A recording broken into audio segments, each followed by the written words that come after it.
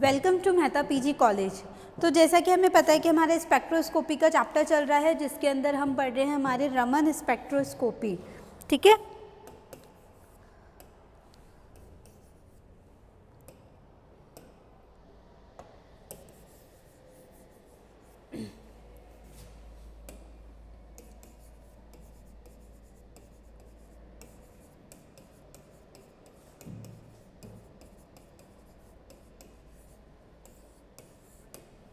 Raman spectroscopy. ठीक है, रमन में हमने हमारे पिछले लेक्चर में बात की थी कि रमन बेसिकली होता क्यों है, कि क्यों इसकी नीड पड़ी थी। साथ ही साथ हमने इसमें ये भी देखा था कि हमारे आईआर और रमन के अंदर, दोनों के अंदर क्या डिफरेंस होता है। ठीक है, वो सारी चीज़ें हम देख चुके थे। आगे की जो चीज़ हम इसमें बात करेंगे वो बात करेंगे हम इसकी मैकेनिज्म ऑफ रमन इफेक्ट। हमने बात की थी कि हमारा रमन इफेक्ट होता है। ठीक है, रमन लाइंस मिलती है, रमन स्कैटरिंग अलग फिनोमिनन था हमारा। तो सबको मिला के हमने बहुत सारी चीज़ें देखी थी, जिसमें हमने ये भी बात की थी कि स्टोक्स लाइन क्या होती है, एंटी स्टोक लाइंस क्या होती हैं। हमने सारी चीज़ें देखी थी, रेलिक लाइंस के बारे में भी बात की थी। अब ये जो चीज़ें हमने थ्योरेटिकली देखी थी कि भाई अगर हमारी हायर वेवलेंथ के अंदर लाइन होगी इंसिडेंट से तो स्टॉक होती है, लोअर के अंदर जाएगा तो हमारा एंटी स्टॉक होती है, और अगर सेम होगी इंसिडेंट की स्कैटर्ड लाइन तो वो हमारी रेलिक लाइन कहलाती है। ये सारी की सारी चीज़ें हमने थ्योरेटिकल बिहाफ के ऊपर देख चुके थे। अब जो है वो हम देखेंगे हम इनको प्रैक्टिकली कैसे पॉसिबल है, ये क्या थ्योरीज इसके पीछे लग रही है और ये सारी चीज़ें क्यों हमारी हो रही है। तो जो सबसे पहले कॉन्सेप्ट आया था हमारा, ठीक है, अगर हम इसकी बात करेंगे, टॉपिक जो डालेंगे हम डालेंगे हमारी मैकेनिज्म ऑफ रमन इफेक्ट। ठीक है, मैकेनिज्म ऑफ रमन इफेक्ट। अब मैकेनिज्म के अंदर हम इसके दो तरीके से देखते हैं,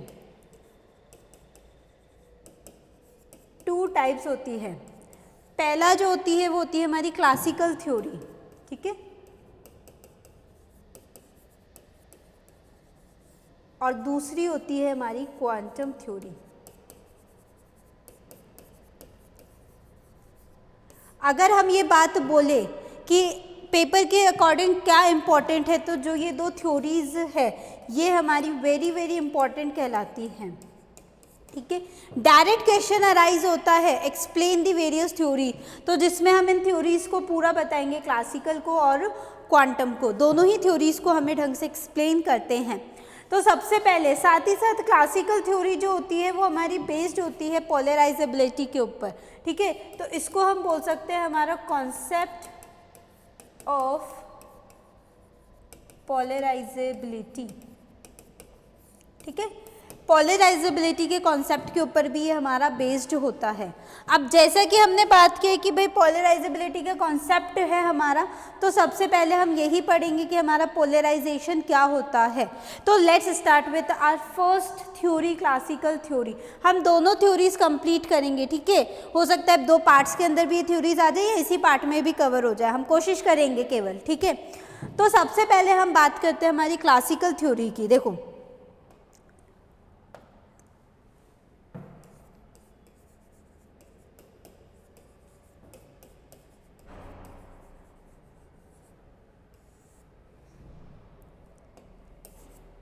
देखो क्लासिकल थ्योरी हमने पढ़ा कि अभी हमारा बेस्ड है हमारा कॉन्सेप्ट ऑफ पोलराइजेशन के ऊपर। अब पोलराइजेशन होता क्या है, ठीक है, तो सबसे पहले तो हम ये बात करेंगे, अगर हम इसके नोट्स भी बनाते जाए, ठीक है, तो बेस्ड ऑन पोलराइजेबिलिटी। ठीक है, किसके ऊपर बेस्ड है, हमारी ये पोलराइजेबिलिटी के ऊपर बेस्ड है। अब सबसे पहले हम ये देखते हैं कि हमारा पोलराइजेशन क्या होता है। ठीक है, थ्योरी यहीं से शुरू हो जाएगी हमारी। ठीक है, कि हमारी थ्योरी का कॉन्सेप्ट क्या कहता है। तो कॉन्सेप्ट यही कहता है कि भाई पोलराइजेशन होता है। अब पोलराइजेशन क्या चीज़ क्या है, तो देखो, जब भी हमने किसी भी, मैंने प्रीवियस लेक्चर्स में भी अपन ने बात की थी कि जब हम किसी भी एक मॉलिक्यूल है, मॉलिक्यूल के ऊपर हमने कोई भी तरीके की हमारी EMR वेव्स डाली हमें, तो मॉलिक्यूल क्या होता है, स्कैटर्ड हमें शो करता है। ठीक है, अब यहाँ पे हमारा पोलराइजेशन नहीं दिख रहा है, लेकिन अगर सपोज हमारे पास कोई भी नॉन पोलर मॉलिक्यूल है, उसके ऊपर हमने क्या डाल दी, हमारी इलेक्ट्रिक फील्ड डाल दी। तो ये इलेक्ट्रिक फील्ड क्या करती है, हमारे न्यूक्लियाई और इलेक्ट्रॉन्स को क्या करेगी, सेंटराइज कर देती है। जैसे ही इसने अपना न्यूट्रॉन और न्यूक्लियाई को इलेक्ट्रॉन और न्यूक्लियाई को सेंटराइज किया, वहीं पे इसका क्या हो जाता है, पोलराइजेशन डेवलप हो गया। अब जैसे ही पोलराइजेशन डेवलप हो गया तो वहाँ पे डायपोल मोमेंट जो होता है वो हमारा आ जाता है। तो वहाँ पे इंड्यूस्ड डायपोल मोमेंट की कैटेगरी जो है वो हमारे पास आ जाती है। ठीक है, तो सबसे पहले हम अगर इसकी लिखना चाहें थ्योरी, तो देखो हम क्या लिख सकते हैं,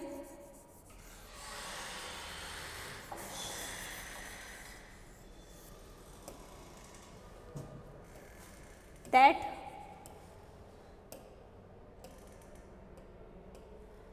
when a molecule is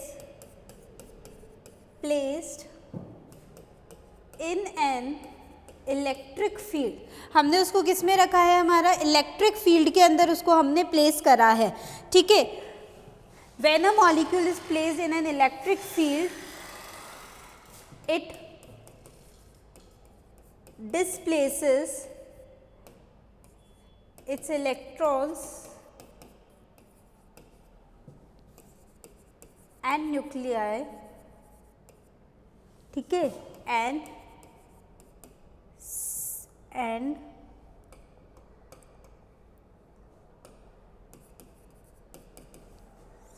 centerize the charges, due to which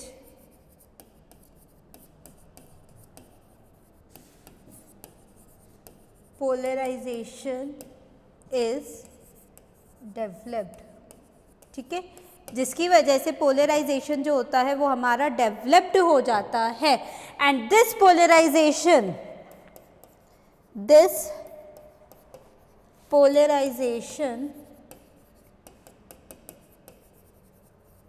induces the dipole moment। ये क्या करता है, हमारा डायपोल मोमेंट को क्या कर देता है, इंड्यूस कर देता है। तो इसी से हम क्या करते हैं, हमारे डायपोल मोमेंट की कैलकुलेशंस को निकालते हैं। तो जो ईज होगा, मतलब ईज का मतलब ये है कि कितना डायपोल मोमेंट इंड्यूस्ड हुआ है, वो किसके ऊपर डिपेंड करेगा, हमारा एक तो ऊपर करेगा हमारा ई के ऊपर, इलेक्ट्रिक फील्ड के ऊपर, और दूसरा कितना पोलराइजेशन उस मॉलिक्यूल के अंदर आया है। तो अगर हम इसके आगे चले तो बात करते हैं द ईज ऑफ इंड्यूस्ड। देखो ये वर्ड ना बहुत इंपॉर्टेंट है, इंड्यूस्ड। क्यों? क्योंकि हमने डायपोल मोमेंट था नहीं, नॉन पोलर मॉलिक्यूल था हमारे पास, उस नॉन पोलर मॉलिक्यूल में हमने पोलरिटी को डेवलप्ड किया है। तो जो डायपोल मोमेंट हुआ है वो इंड्यूस्ड हुआ है। ठीक है, बेसिकली उसमें प्रेजेंट नहीं था, अब कुछ चीज़ हम लेकर आए हैं तो वो डेफिनेटली क्या इंड्यूस्ड है।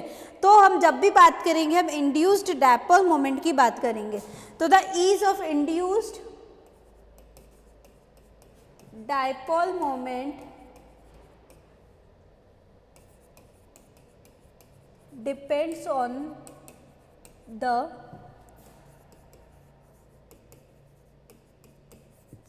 electric field applied to that molecule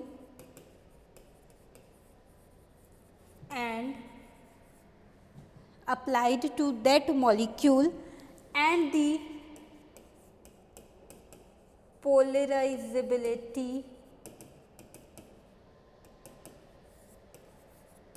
of that molecule। ठीक है, ऑफ दैट मॉलिक्यूल, इसके ऊपर हमारा जो है ये बेस्ड होता है। अब अगर हम इसकी बात करें कि मैथमेटिकली हम किसको दे सकते हैं, तो देखो डायपोल मोमेंट को हम म्यू से रिप्रेजेंट करा जाता है हमारा, जो कि इक्वल है हमारा किसके, अल्फा ई के। ई जो थी वो हमारी अप्लाइड इलेक्ट्रिक फील्ड है, एंड अल्फा जो है वो है हमारा पोलराइजेबिलिटी ऑफ ए मॉलिक्यूल। कितना हमारा मॉलिक्यूल पोलराइज्ड हुआ है वो किसको बताता है, हमारे अल्फा से रिप्रेजेंट करता है। तो ये दो चीज़ें थी जो हमारे पास हमारे चाहिए थी। ठीक है, अब दूसरी बात ये है कि हम कैसे इनको रिप्रेजेंट करते हैं। तो देखो, जब भी हमारे पोलराइजेशन डेवलप्ड होता है, कुछ ना कुछ स्ट्रक्चर्स हमारी फॉर्म्ड होती हैं। अब जैसी जो स्ट्रक्चर्स होंगे उनके ऊपर बेस्ड होता है। तो अगर हम रमन एक्टिव की बात करते हैं तो रमन एक्टिव वही मॉलिक्यूल्स होते हैं जो कि हमारा एलिप्सॉइड स्ट्रक्चर को देते हैं। एलिप्सॉइड का मतलब हम सब जानते हैं, इस तरीके की कोई स्ट्रक्चर हमारी देती है। अगर हमारा चार्जेस जो होते हैं वो स्फेरिकल स्ट्रक्चर में डेवलप्ड हो रहे हैं इस तरीके से, तो वहाँ पे हमारा रमन क्या होगा, इनएक्टिव कंडीशन आती है। पोलराइजेशन डेवलपमेंट के बाद हो रहा है ये। जब पोलराइजेशन डेवलप्ड होगा तो डेफिनेटली यहाँ पे क्या होगा, कहीं पे सेंटराइज होगा पॉजिटिव, कहीं पे नेगेटिव, तो वो एक एलिप्सॉइड स्ट्रक्चर का फॉर्मेशन करता है। लेकिन अगर पोलराइजेशन से हमारा स्फेरिकल नेचर बन रहा है इस तरीके का, तो वो हमारा रमन इनएक्टिव देता है, और एलिप्सॉइड जो देता है वो हमारा रमन एक्टिव देता है। ये चीज़ें तो हमारी एज हम थ्योरेटिकल बेस के ऊपर ही अभी जाएंगे, प्रैक्टिकली इनको नहीं देखेंगे। अभी हमने पढ़नी है हमारी केवल और केवल इन थ्योरीज को, ठीक है। आगे अगर हम चले इसके अंदर, तो देखो आगे क्या हुआ, आगे हमने इसको एक वेव की फॉर्म के अंदर माना, ठीक है भाई। हमारे पास जैसे कि हमने बोला कि ई है, हमने इस ई को कैसे रिप्रेजेंट कर सकते हैं, ठीक है। तो अब हम आगे चलेंगे कि अगर हमारे मॉलिक्यूल को हमने प्लेस किया है subject to a beam of radiation, frequency nu डाली, तो इलेक्ट्रिक फील्ड जो होती है वो एक्सपीरियंस करती है ईच मॉलिक्यूल, ठीक है, तो वो वेरीज करेगी। तो देखो क्या है,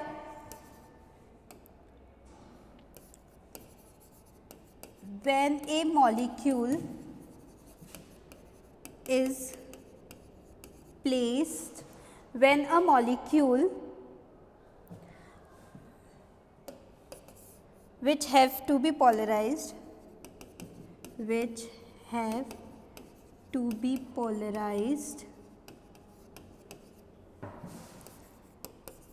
is subjected to a radiation of frequency new, ठीक है। इस फ्रीक्वेंसी के अंदर अगर हमने उसको सब्जेक्ट किया है तो द इलेक्ट्रिक फील्ड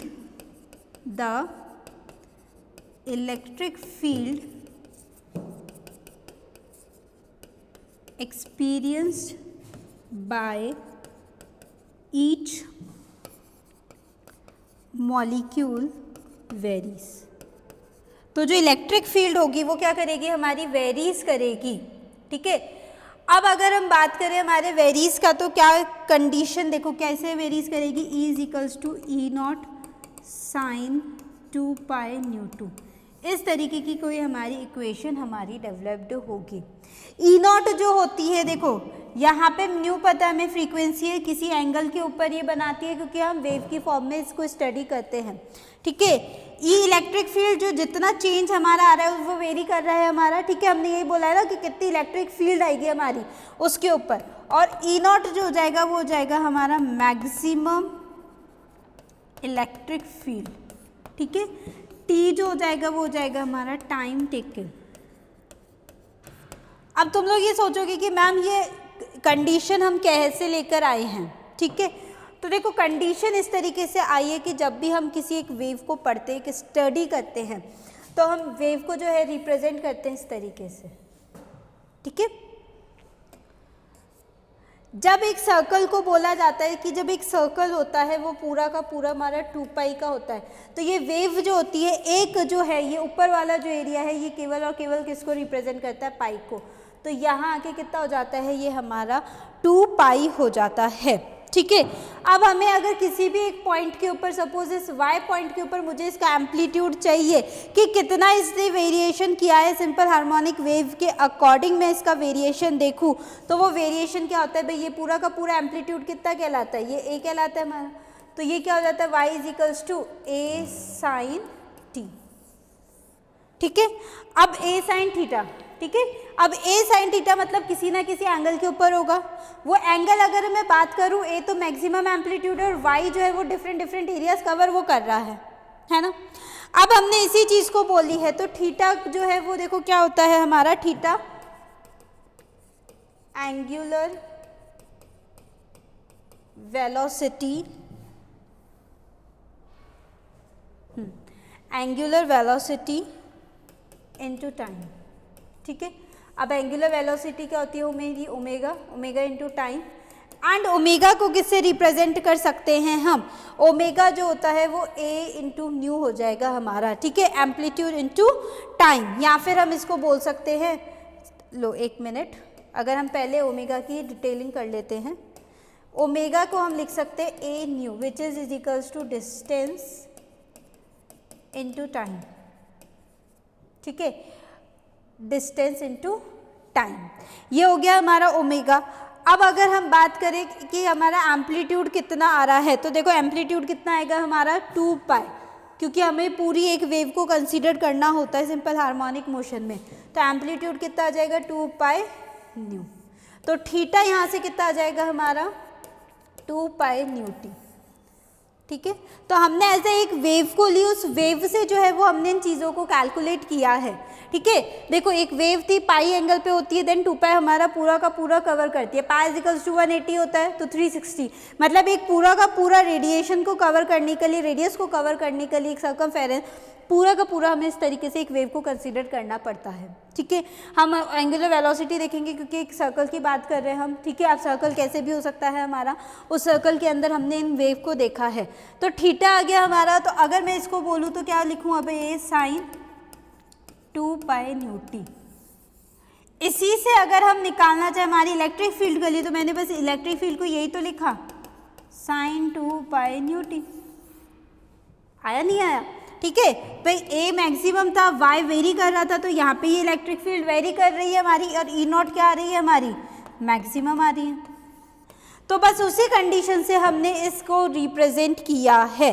अब अगर हम बात करें हमारी, देखो इस इक्वेशन को हम नाम दे देते हैं 1, सॉरी इसको 2, इसको दे देते हैं हम 1, ठीक है। हमें ये पता है न्यू इक्वल्स टू, अभी हमने ई के बराबर बोली थी, तो ई की वैल्यू हम यहाँ से पुट कर सकते हैं इसके अंदर, है ना। तो bye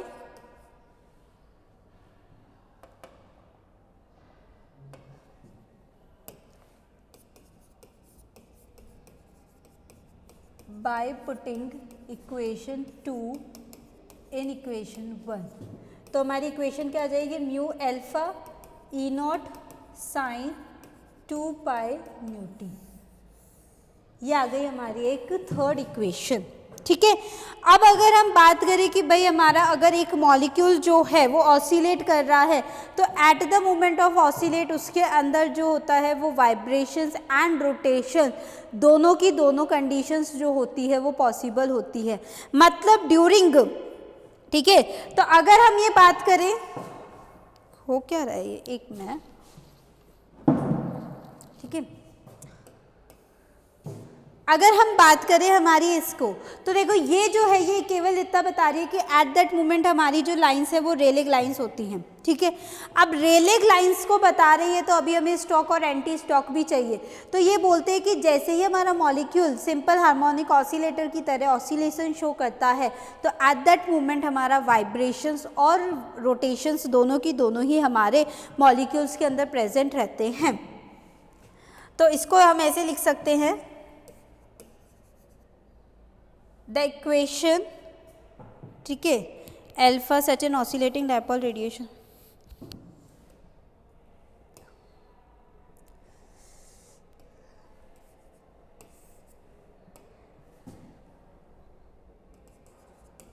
by equation third, the radiation of frequency, the radiation of frequency new, यहाँ पे कितनी है न्यू, न्यू क्या है हमारी इंसिडेंट वाली है, तो अगर म्यू फ्रीक्वेंसी के बराबर है, by equation third the radiation of frequency nu indicates, it can be, sorry it can be नहीं, इट इज रेलिक लाइंस, ठीक है। रेलिक लाइंस में हमने ये बोला था mu i is equals to mu scattered के बराबर होती है, but at the time of oscillation, but at the time of oscillation, ठीक है, at the time of oscillation, जब मॉलिक्यूल हमारा ऑसिलेट कर रहा है, तो in that condition molecule shows some vibrations or rotations at its own axis, उसकी खुद की एक्सिस के ऊपर वो क्या करता है, अपने वाइब्रेशंस एंड रोटेशंस दोनों को ही शो करता है। ठीक है, अब हमें देखो वाइब्रेशन एंड रोटेशंस है तो हमें इन दोनों को कंसीडर करना है कि कैसे वो वाइब्रेशन शो कर रहा है और कैसे वो हमारा रोटेशंस को शो करता है। तो अब हम मैथमेटिकली हम देखने वाले effect of vibration and effect of rotation. तो सबसे पहले हम बात करते हैं हमारे इफेक्ट ऑफ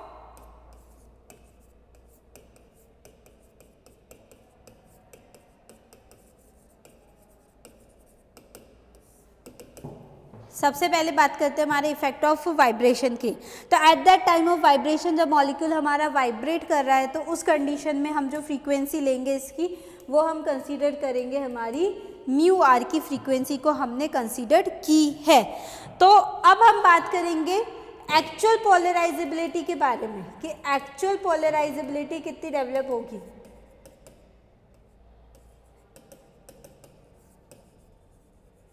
जो कि हमने केवल और केवल अज्यूम की है। ठीक है, सॉरी म्यू वी लिखना है ना यहाँ पे, it's not mu r, it's mu v, because we हम जो बात कर रहे हैं वो हम बात कर रहे हैं हमारे वाइब्रेशंस की।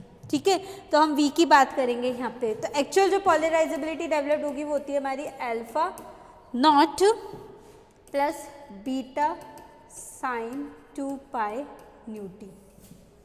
ठीक है, अल्फा तो हमें पता ही है कि अल्फा क्या है हमारा। ठीक है, अल्फा नॉट की बात करें तो हम बात करेंगे ये होती है हमारी equilibrium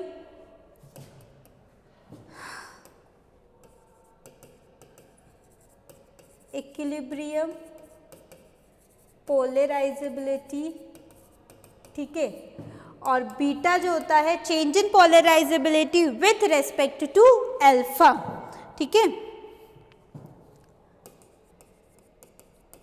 rate of change of polarizability with respect to alpha। Alpha से जो चेंज आएगा उसको हम बात करते हैं हमारे इस इक्वेशन से हमने ये बात की है।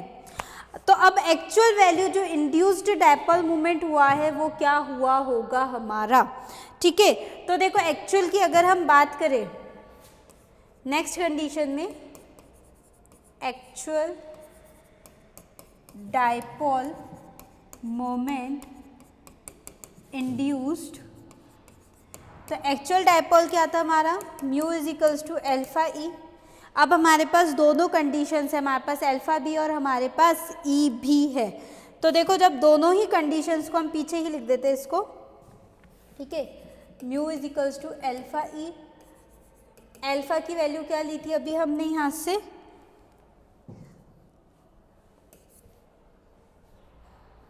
Alpha not plus beta sine 2 pi nu v t. ठीक है, उधर पीछे हमने वी लिखा था, नहीं लिखा था, इधर वी आएगा क्योंकि ये वाइब्रेशंस की थी, तो यहाँ पे हम वी को कंसीडर करेंगे। ठीक है, देन उसके बाद जो हम यहाँ पे लिखेंगे वो हम ये लिखेंगे ई की वैल्यू अभी निकाली थी हमने, E not sine 2 pi nu t. Solve कर लेते हैं इसको अब हम। तो देखो सॉल्व करने पे हमारे पास क्या आएगा यहाँ से हमारा, अगर हम इसको सॉल्व करते हैं तो देखो क्या चीज़ हमारी यहाँ पे आती है हमारी। ठीक है, अल्फा ई नॉट। ठीक है, तो एक तो कंडीशन क्या आ जाएगी, alpha E not sine 2 pi nu t. ठीक है, दूसरी जो आएगी वो आएगी हमारी प्लस के अंदर कंडीशन, और वो क्या आ जाएगी हमारी, देखो beta E not sine 2 pi nu T और sine 2 pi nu v t. दोनों अलग है, स्क्वायरिंग मत कर देना। एक में हमारा इंसिडेंट, एक में हमारा वाइब्रेटरी फ्रीक्वेंसी आ रही है, तो दोनों के अंदर चेंज आता है हमारा। अब फर्दर हम इसको जब सॉल्व करेंगे तो देखो कैसे सॉल्व करेंगे। ये हमारा साइन ए, अगर मैं इसको ए मानूँ और इसको पूरे को हम क्या माने, हमारा बी माने, ठीक है। तो साइन ए और साइन बी का हमें क्या लगाना है, यहाँ पे फॉर्मूला लगाना है। अब अगर साइन ए साइन बी का फॉर्मूला देखो तो क्या होता है, देखो sine A sine B is equals to half cos A minus B minus cos A plus B. ये हमारा फॉर्मूला होता है हमारे किसका, साइन ए और साइन बी का, बाय द ट्रिग्नोमेट्रिक इक्वेशंस, ठीक है। नहीं याद होता कोई बात नहीं, सिर्फ इतना ध्यान रख लो कि ये फॉर्मूला होता है।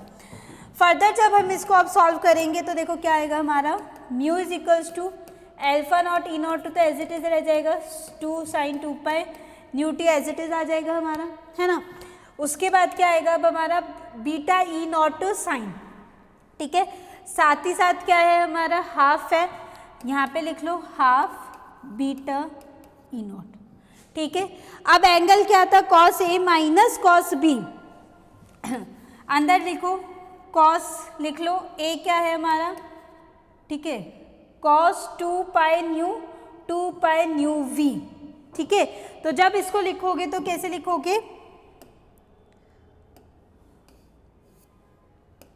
Cos 2 pi nu minus nu v minus का cos 2 pi nu plus nu v, ठीक है। और साथ ही साथ जो आ जाएगा वो आ जाएगा हमारा टी था ना उसके साथ, तो पूरी की पूरी ये कंडीशन अब हमारी अराइज्ड हो जाएगी। तो जो इक्वेशन बनी है फाइनल, वो हमारी इस तरीके से एक इक्वेशन बनी है। तो अब हम ये लिखते हैं कि हम बात करते थे हमारी रमन शिफ्ट की, तो जब रमन शिफ्ट याद हो तो हमने लिखा था कि डेल न्यू जो होता है वो या तो हमारा प्लस माइनस न्यू वी हो सकता है, यही हमने चीज़ बोली थी, ठीक है। यही चीज़ हम यहाँ से देख रहे, देखो एक बार माइनस की कंडीशन आ रही है हमारी और एक बार जो आ रही है वो हमारी पॉजिटिव की कंडीशन आ रही है, दोनों कंडीशंस हमारी आ रही हैं।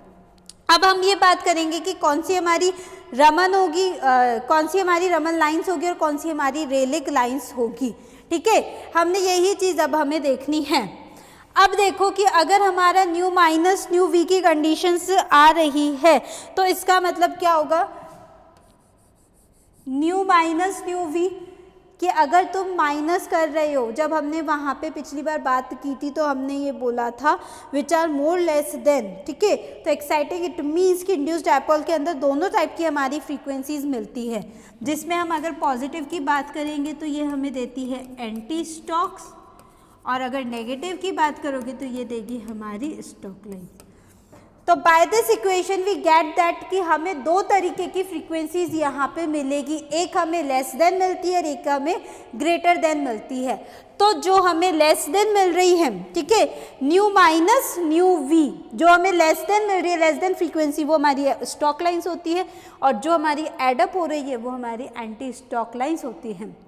और जब हमने बात की थी वहाँ पे तो हमने यही बोला था कि ग्रेटर वेवलेंथ की लाइंस को जो है वो हम क्या बोलते हैं, हमारी स्टॉक लाइंस बोल रहे थे। तो ग्रेटर वेवलेंथ हो गई तो फ्रीक्वेंसी कम हो जाएगी, तो यहाँ पे फ्रीक्वेंसी कंडीशंस क्या आएंगी, हमारी कम आएंगी। और हमने यही बात बोली थी कि स्टॉक्स जो होती है वो पॉजिटिव होती है, क्योंकि अगर ये चीज़ कम आ रही है तो ओवरऑल की वैल्यू क्या आएगी, हमारी पॉजिटिव के अंदर आती है, ठीक है। तो ये थी हमारी stocks and anti stocks line की कंडीशंस, ठीक है। और जबकि हमने जब यहाँ देखा था कि हमारी ये चीज़ आ रही है तो डेल न्यू हमारा ये दोनों चीज़ें हो सकती है।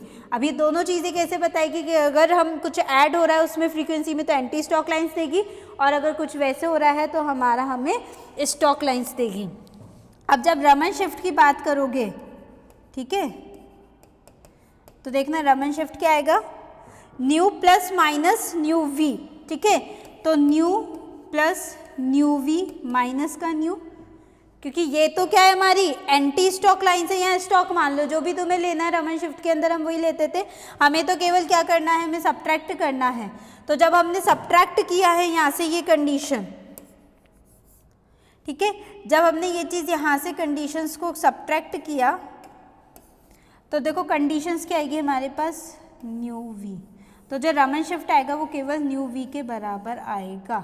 तो by this equation we know that, ठीक है। ये तो हो गई हमारी स्टॉक और एंटी स्टॉक्स की बातें। अब अगर हम ये बात बोलूं मैं इसी के अंदर,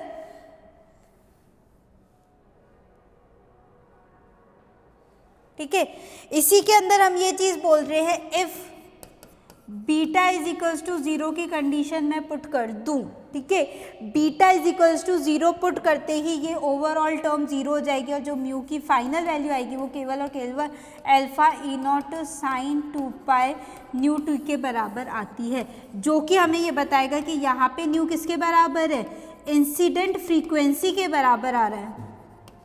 और जैसे ही इंसिडेंट फ्रीक्वेंसी इसके बराबर आए, ये वाली लाइंस कौन सी शो करेगी हमें, रेलिग लाइंस।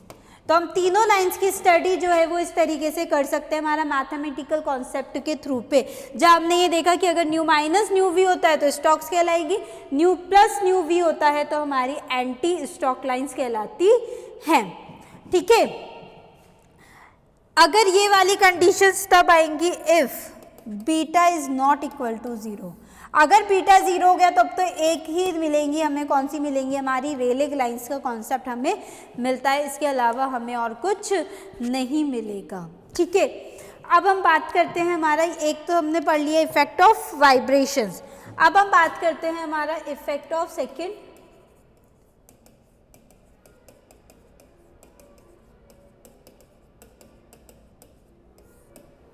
इफेक्ट ऑफ रोटेशन, ठीक है। देखो इफेक्ट ऑफ रोटेशन के अंदर same to same as compare to हमारा जो वाइब्रेशन में हमने मैथमेटिकल कॉन्सेप्ट लगाया है वो का वही कॉन्सेप्ट आता है, बस चेंज क्या आता है कि जब तुम एक मॉलिक्यूल को ऑसिलेट कर रहे हो, वो जब रोटेट करता है तो वो रोटेट करने के लिए अपना पूरा का पूरा एक सर्कल कंप्लीट करता है, और वो सर्कल कितना होगा हमारा 2 पाई के बराबर होगा।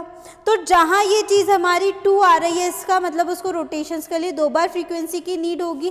भाई एक बात तो देखो, पाई है, पाई के लिए सपोज उसको न्यू आर फ्रीक्वेंसी लग रही है तो 2 पाई को कवर करने के लिए कितना लेगा वो 2 पाई न्यू आर, मतलब विद इन एक मॉलिक्यूल को अपना एक ऑसिलेशन पूरा करने के लिए, एक मॉलिक्यूल के पोलराइजेशन को कंप्लीट करने के लिए, भाई वाइब्रेशन तो ऐसे ऐसे होता है तो वो कंप्लीट कर सकते हैं एक में, लेकिन पूरा ऑसिलेशन कवर करने के लिए वो कितना लेगा हमारा 2 न्यू आर के बराबर कंडीशन आती है। तो हमें बस कुछ नहीं करना, जहाँ पे हमने चीज़ों को चेंज करना है वो यही करना है कि जहाँ पे भी हम न्यू वी की जगह न्यू आर पुट करेंगे वहाँ पे हमें 2 न्यू आर को पुट करना रहेगा। For each vibration to complete rotation through pi angle requires mu R, तो मतलब एक पाई को कंप्लीट करने के लिए म्यू आर है तो दोनों को कंप्लीट करने के लिए 2 पाई न्यू आर की ज़रूरत हमें होती है, ठीक है। अब अगर हम इसको देखें तो हम यही अज्यूम करके चलेंगे कि सबसे पहले अब कि कितना पोलराइजेशन हमारा डेवलप्ड हो रहा है, ठीक है। पोलराइजेशन कितना डेवलप्ड हुआ है उसके लिए हमने यही चीज़ लिखी थी कि हमारा alpha is equals to alpha not plus beta sine 2 pi 2 nu R T, ठीक है। वहीं पे हमने यही चीज़ लिखी थी ना हमारी, यहाँ पे हमने न्यू वी करा था, यहाँ पे हम जो फ्रीक्वेंसी है उसको न्यू आर से डोनेट करेंगे रोटेशन की फ्रीक्वेंसी,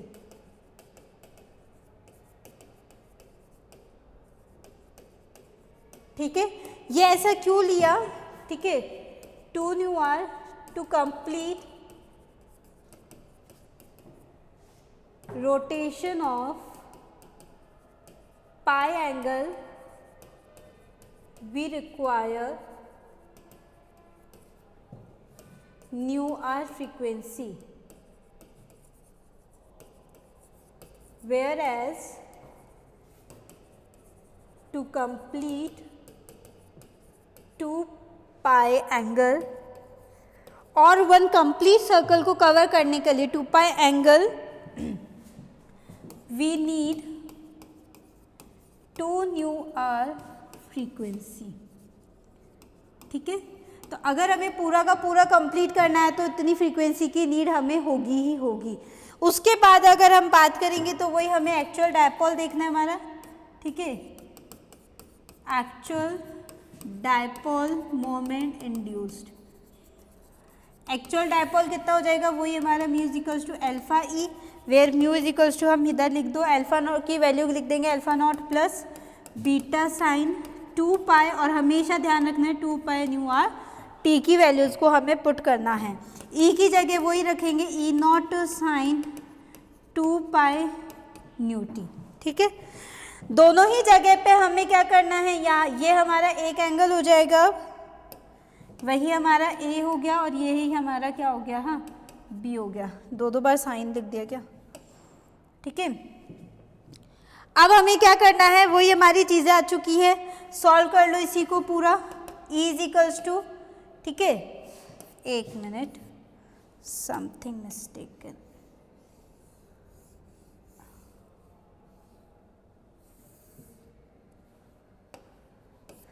अभी तक तो हमारा मल्टीप्लिकेशन में चल रही है ना चीज़ें, ठीक है। उसके बाद हम लिखेंगे इसको alpha not E not sine 2 pi nu T plus beta E not sine 2 pi nu T sine 2 pi 2 nu R T. ये दोनों की दोनों चीज़ें हमारी हो चुकी है। अब यहाँ पे हम इसको क्या लिख लेंगे, ए, और इसको लिखेंगे हम बी।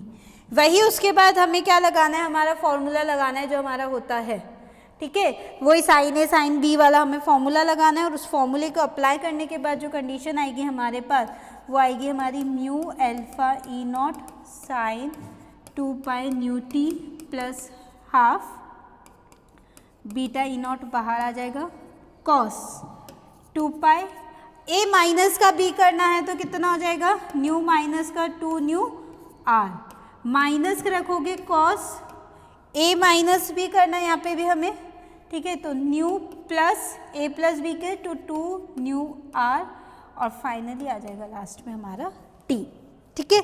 दो तरीके से अब हमारी इक्वेशंस आ चुकी हैं।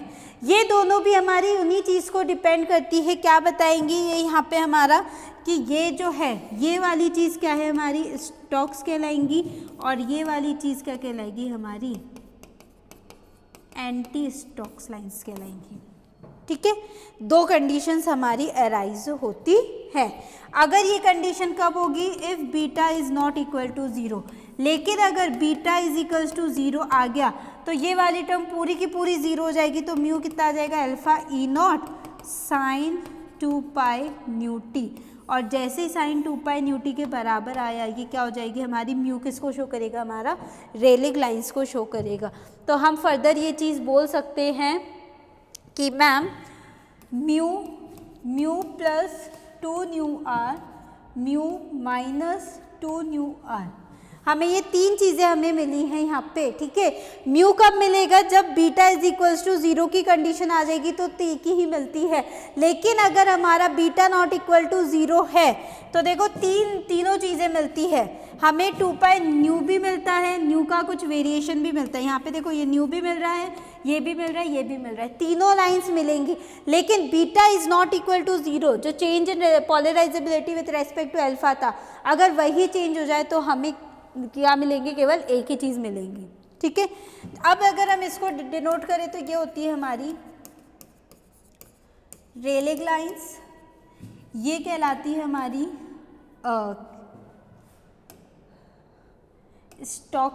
Anti Stokes lines, anti Stokes lines, और म्यू माइनस को अगर हम बात करेंगे तो ये आ जाएगा हमारा स्टॉक लाइंस, ठीक है। अब अगर हम इसकी ही बात करें हमारे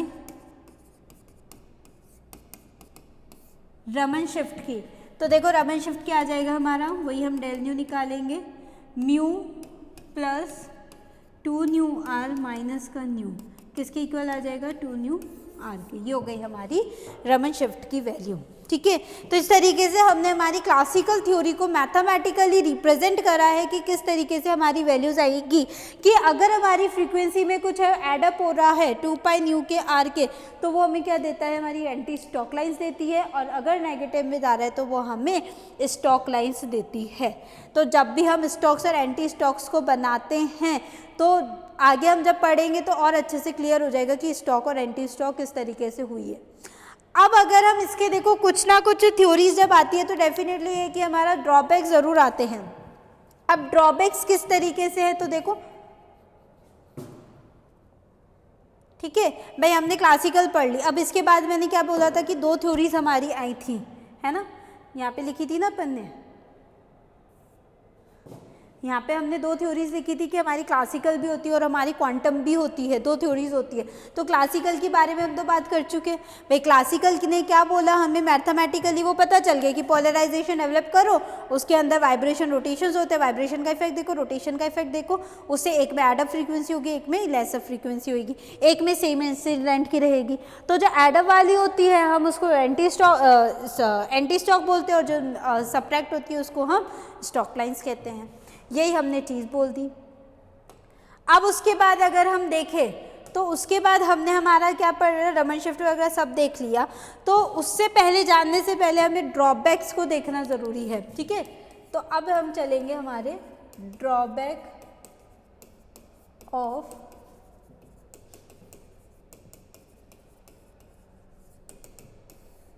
अब देखो, जो ड्रॉबैक होता है वो उसकी नेक्स्ट थ्योरी का क्या हो जाएगा, प्रिंसिपल हो जाता है, ठीक है। तो जो हम क्लासिकल का यहाँ पे ड्रॉबैक देखेंगे वो क्वांटम के लिए उसका क्या हो जाएगा, मेन रीज़न हो जाएगा पढ़ने के लिए हमें, ठीक है। अब ड्रॉबैक की बात करें तो हम ये बोलते हैं कि क्लासिकल ने हमें स्टॉक, एंटी स्टॉक के बारे में ज़रूर बताया, ठीक है। रेलिंग तो देखो सेम है तो इससे हमें कोई इफेक्ट नहीं पड़ता। बेसिक जो चीज़ें हमें पता लगी वो पता लगी हमें स्टॉक और एंटी स्टॉक के बारे में, लेकिन इंटेंसिटी के बारे में नहीं बताया कि कौन सबसे ज़्यादा इंटेंस्ड होगी। और जब हम प्रैक्टिकल करते हैं तो हम ये मानते हैं कि हमारी स्टॉक लाइन्स जो होती है वो मोर इंटेंस होती है एज़ कम्पेयर टू हमारी एंटी स्टॉक लाइन्स के। तो अगर इसकी बात करें, along although this theory tells about, although this theory tells about stock and anti-stocks line, but this theory doesn't tell about the intensity of stock and anti-stock lines. That is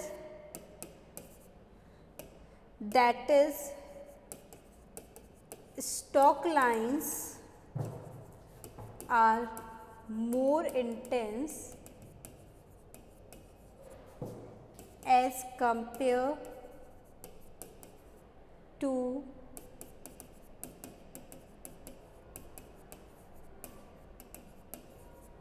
anti stock lines, ठीक है।